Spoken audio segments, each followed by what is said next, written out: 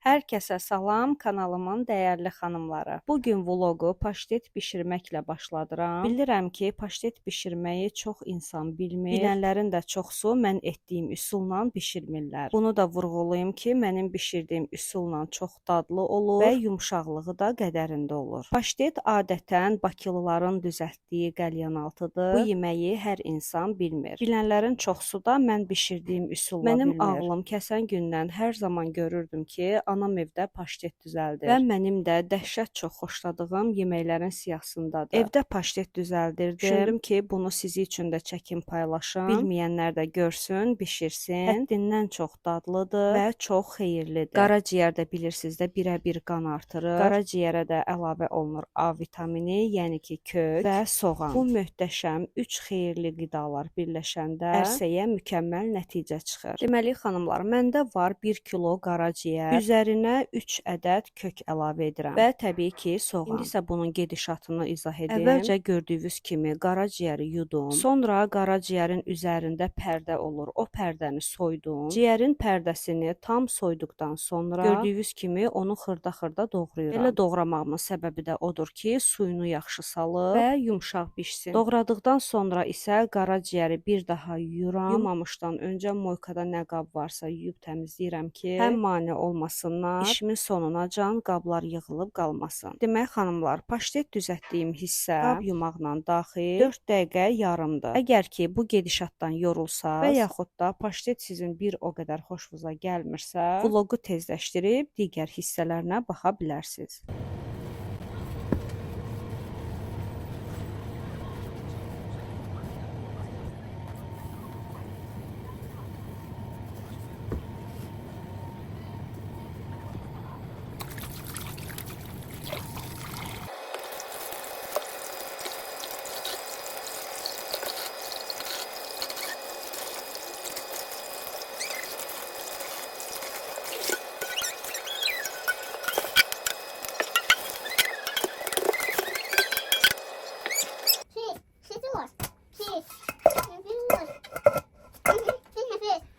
Xanımlar, ciyəri yumuşdum, amma doğrayıb bitirəndən sonra bir də yudum ki, ciyərin qanı yaxşı təmizlənsin. Sonra balaca aş üzənə yığıb yanaki qoydum ki, suyunu, qanını yaxşıca süssün. Və sonra 3 ədəd kökü çörkadan keçirdirəm. Çörkadan keçirdirəm ki, köklər yaxşıca bişsin. Çünki ciyər tez bişəndir, kök isə bərkdir. Çörkadan keçirtməsək, köklər bərk qala bilər. Xanımlar, paşteti hər kəs belə bişirir ki, ciyəri ayrı qaynadırlar, kökü ayrı və yağ soğanı da ayrı edirlər. Amma ki, belə bişirən zaman ciyərin bütün dadı getmiş olur. Kökündəki bütün vitamini demək olar ki, keçir suya. Çox qaynadırlar ki, kök yumşaq olsun. Bu zamanda bütün vitaminlərini öldürmüş olurlar. Amma mən belə bişirmirəm. Xanımlar, vloqun çox hissəsində qab yumağımı görəcəksiniz. İşimi görə qabları yuyuram ki, axırda mənim üçün qablar yığılıb qalmasın. Demək, xanımlar, öncə soğanı doğrayırıq. Xırda doğramağa ehtiyac yoxdur. Onsuz da bu soğanların heç biri görsənməyəcək. Soğanı doğrayandan sonra başlayırıq qovurmağa. Soğanı qovuranda da ki, duru yağdan istifadə edirik. Bunun da səbəbi odur ki, paştet hazır olandan sonra duru yağ paşteti yumşaq saxlayır. İndi deyəcəksiniz ki, bu qız durmadan doğrama taxtasını yuyur. Tez-tez istifadə edirəm deyənə tez-tez də yuyub qoyuram ki, əlimin altında təmiz olsun.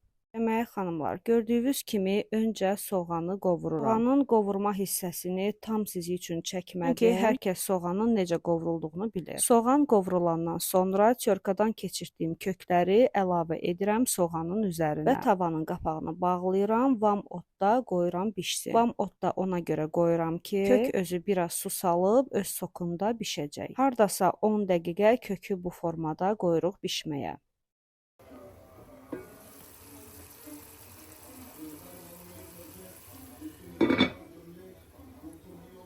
Kök öz sokunda bişəndən sonra ciyərləri əlavə edirik üzərinə və yenə vam otda ciyərləri bişiririk. Ciyər də öz suyunda bişəcək. Baxın, bu formada. Vam otda bişirəndə ciyər öz sokunu çıxardı. Beləliklə həm ciyər, həm də kök pambıq kimi bişmiş olur.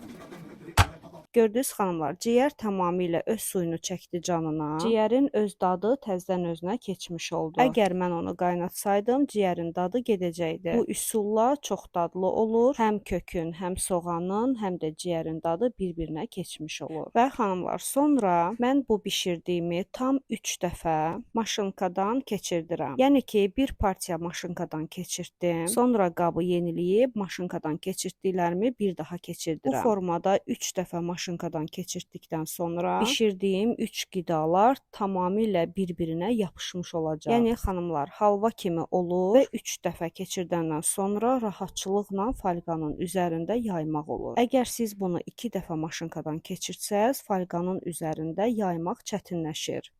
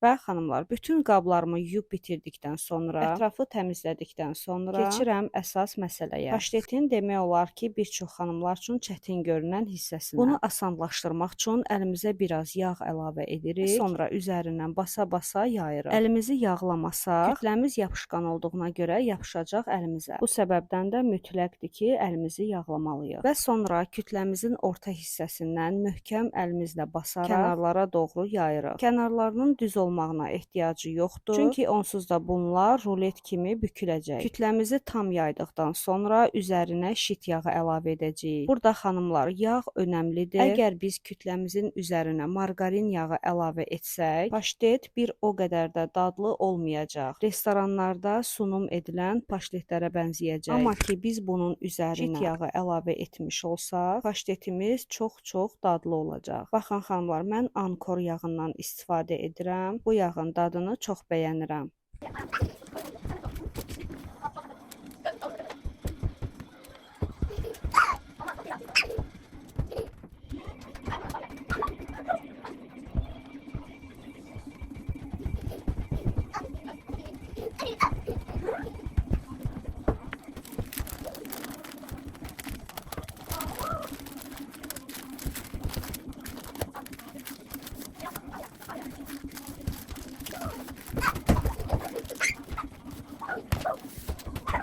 Baxın xanımlar, əgər kiminsə evində yağlı kağız yoxdursa, hər kəs evinə çörək alır və çörəyin üzərinə bükülmüş olan yağlı kağızı götürürük, səliqə ilə saxlayırıq. Yağlı kağızı olmayanlar o kağızdan istifadə edə bilər. Mən bəzən belə edirəm. Çox vaxt evə çörək alan zaman çörəyin üzərinə bükülmüş kağızı, əgər üzərinə yapışmayıbsa səliqə ilə sökürəm və saxlayıram ki, bu cür işlərdə mənə lazım olur. Siz də mənim kimi edə bilərsiniz. Və xanımlar, şit yağına gəldik. İstəyirəm ki, ciyərin üzərinə rahat yayılsın. Gecədən şit yağını soyuducudan götürüb kənarda saxlayıram ki, səhərə yumyumşaq olsun. Bayaq gördüyünüz kimi rahat yayılsın deyə. Paşteti də ki, xanımlar, rulet kimi bükdükdən sonra soyuducuda ən az 3-4 saat saxlamaq lazımdır ki, bərkisin, yağla ciyərin dadı bir-birinə keçsin. Ən az 3-4 saatdan sonra artıq kəsib yemək olar.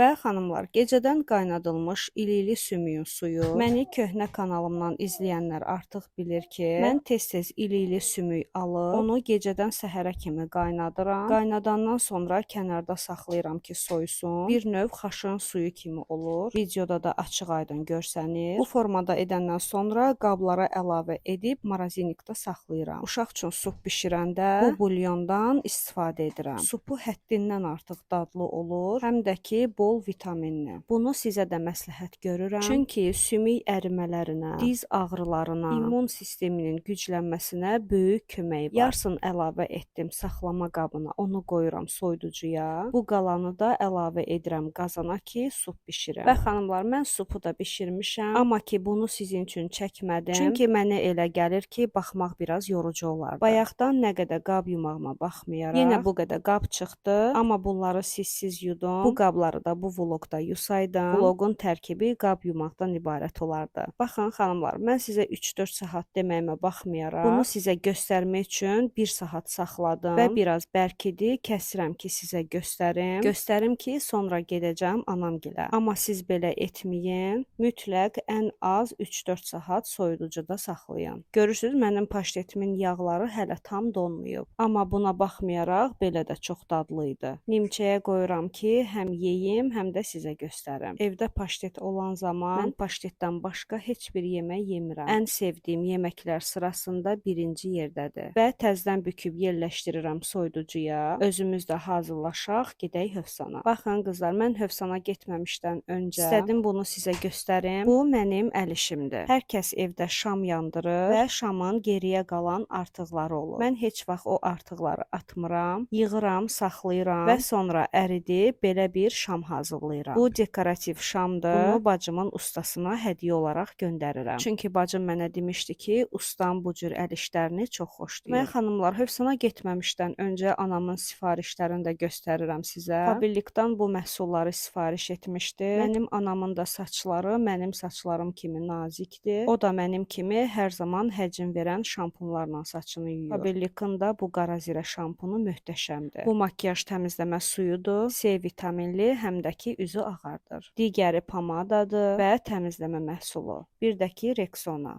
Demək olar ki, artıq ailəvicə Fabrikın məhsullarından istifadə edirik. Xanımlar, Fabrikın məhsullarından əldə etmək istəyənlər üçün bu videonun altına da link yerləşdirəcəm. O linka üzv olaraq Fabrikın bütün məhsullarından endirimlə əldə edə bilərsiniz. Və xanımlar, mənə lazım olanları yığıram Tamirlanın çantasına və düşürük yola. Sözün düzü, anamgilə getmək bu dəfə gözümə dayanmışdı. Çünki binalarını remont elətdirirlər, lift yenilənir. Anamgildə 9-cu mərtəbədə yaşadığına görə yuxarı çıxmaq həm də Tamirlanla mənim üçün çox çətindir. Tamirlan da çox sevinir. Mənim anamın adını da Namaz nənə kimi tanıyır. Tamirlanın maşallah olsun 3 dənə nənəsi var. Biri mənim anam, biri qaynanam və qaynanamın qaynanası. Və artıq çatmışıq. Güclə yuxarı qalxmışam. Tamirlan qucağımda, əlimdə setkalar. Amma bu minonu görəndən sonra bütün yorğunluğum getdi. Xanımlar, bir dənə bunun şirinliyinə baxın. Mən gedirəm əyləşməyə, əyləşim biraz çay içim, özümə gəlim, sonra yenə Mino ilə oynayaram.